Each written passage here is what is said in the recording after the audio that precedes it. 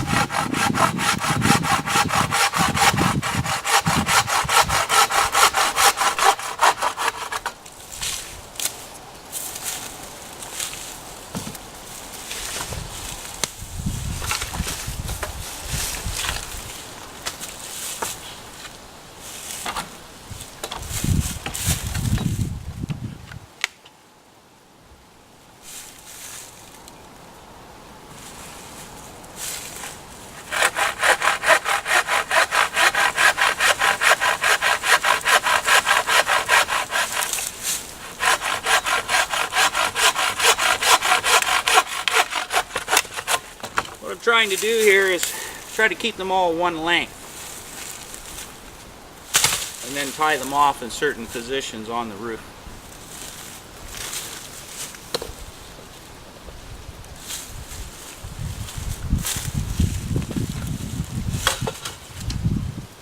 And then I'll have to lash these down.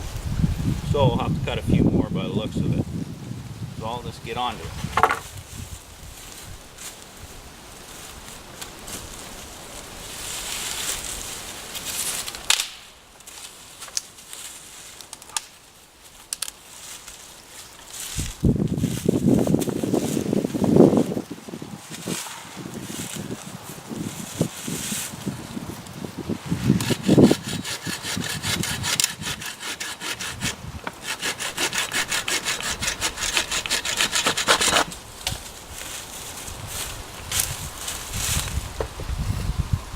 See, that'll fit perfect for a center. I'll just have to cut a nub off so when I put my Mylar blanket over it, it's not tearing holes in it.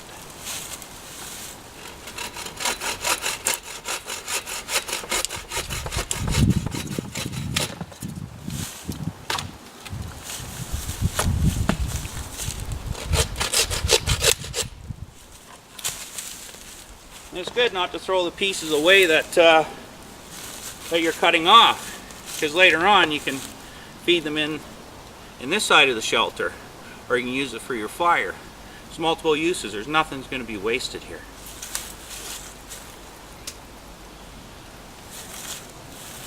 I'm going to have to go out in the bush and get some more. So we'll be right back. Finally we got the roof on. We had to lash each individual branch, put the blanket in between. This blanket will serve in 3 different purposes.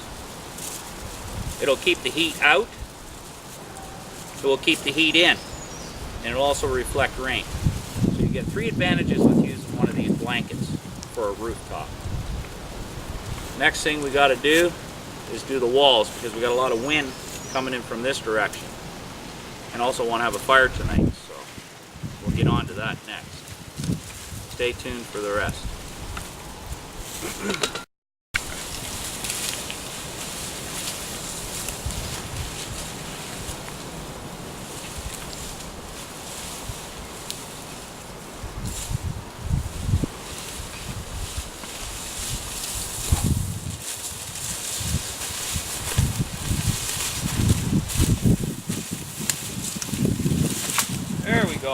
Almost forgot one thing. Forgot to put this on the roof. Getting ahead of the game here. One step at a time when you're building a shelter. The benefit of using this stuff is we'll keep the heat in also and reflect the rain a lot.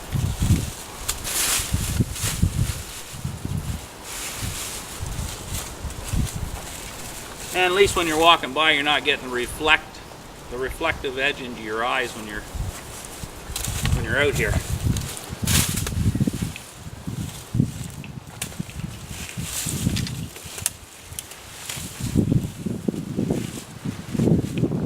What I like to do is I like to work it all one way so the water can beat off one side of it. That way it's a little easier to place your spruce boughs on top of your shelter. You're kind of like weaving it a little bit.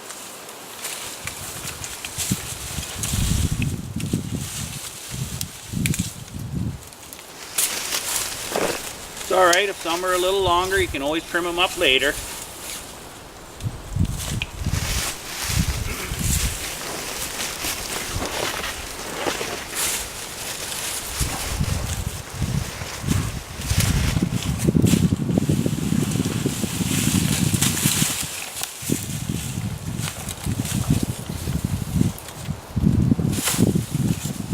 Main thing is when you are building a shelter, is always look around in the place. Always look around in the place where you have a lot of natural materials to work with, because you don't want to be stuck with building half a shelter, and then if it's nighttime and you don't have the time to look around in an area where you go. Always, if you have natural spruce trees, lots of dead debris. All that kind of stuff goes together, perfect for a shelter.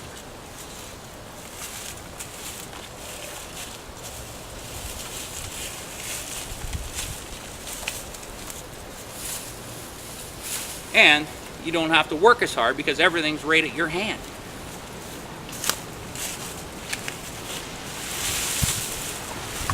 If you're in a survival situation, it's calories that you're burning. You don't want to burn calories. You want to try to make the job as easy as possible.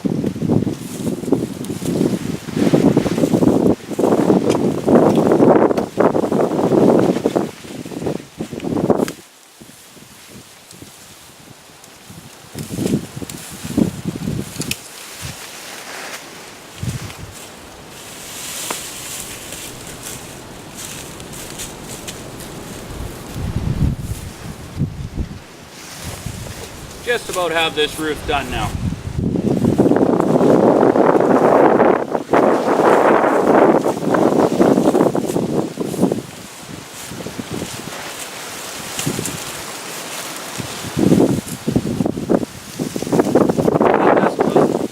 About right. The right thickness. Alright, now we can start working on the smaller walls around the shelter to stop some of this wind coming in. Because if I'm sleeping in here tonight, it's going to be cold.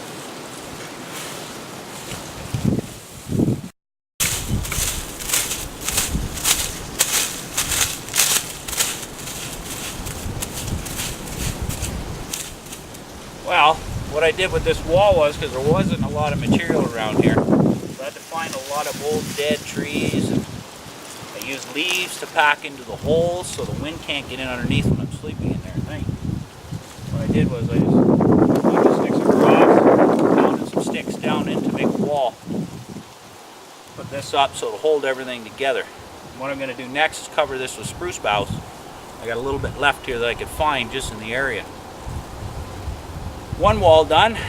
We have the back to deal with still, and the far side, and then we can get into making a fire.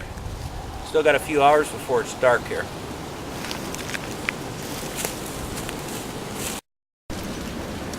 As you see, the wall's all packed in perfectly, and I got spruce boughs on the outside and leaves also, so that way it stops a lot of the wind. I don't have any wind coming in at all.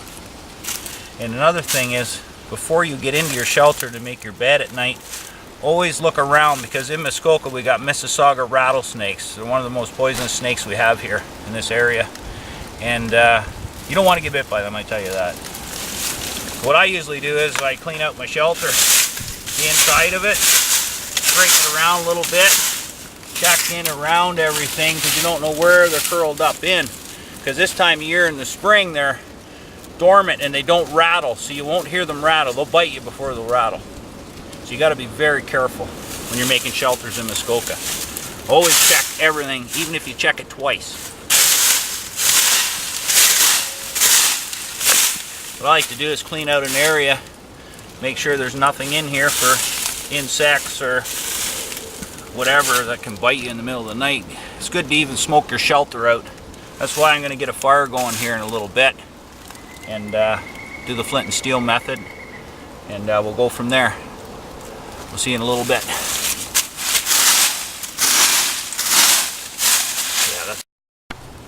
Finally, we got the fire pit in that shelter I was making earlier. We got the fire reflector put in. I got some rocks in here, and I put in some dirt I found from an overturned tree. That way it won't catch the ground on fire. What I'm going to do is here, I'm going to try to get a fire going. So I looked around in the area and I found a whole bunch of birch bark. This stuff is gold to bushcrafters. It catches a flame really easy. As I'm going to demonstrate right now, I'll show you how easy this thing will catch a flame. And by the way, this is a good knife. Mora makes it, by Light My Fire by Mora, and I find it works a lot better than what they sell on your flint and steel. This is just take it off it. Better to get a knife like this. There we go.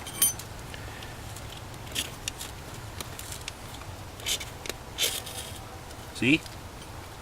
Instantly you have a flame with birch bark. Even if it's wet, it'll still light. That's the good thing about this birch bark in Muskoka, that it has resin in it, and man, does it ever work good. In like matters of seconds, you can have a fire going. Another thing I have here, I have my tinder bundle I brought along with me, the stuff I like to use. This is also off a birch tree. It's called chaga. It's got a lot of medical disability, or medical stuff anyway. It's really good. And it really holds a flame too. Like it catches an amber really well. We'll try that out right now.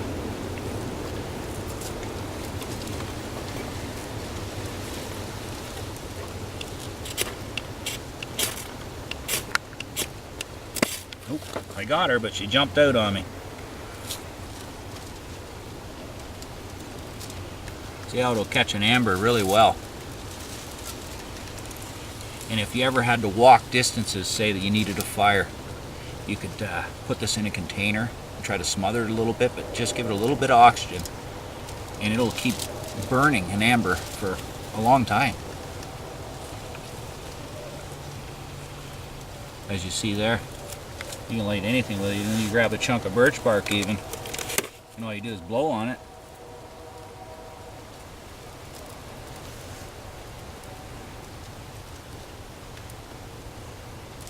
But it gets really hot, so make sure you got a big piece. It'll burn your fingers, but you can easily light a fire really quick with that stuff. And it's still smoldering. And another type of stuff that I found in the bush, it's called lichen. Grows off dead spruce trees. Man, does that stuff ever catch a flame too. Really good stuff. There goes the chaga, it's done. We'll try this stuff out here, see if she'll catch a flame.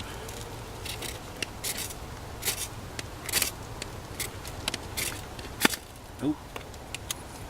Shot right out.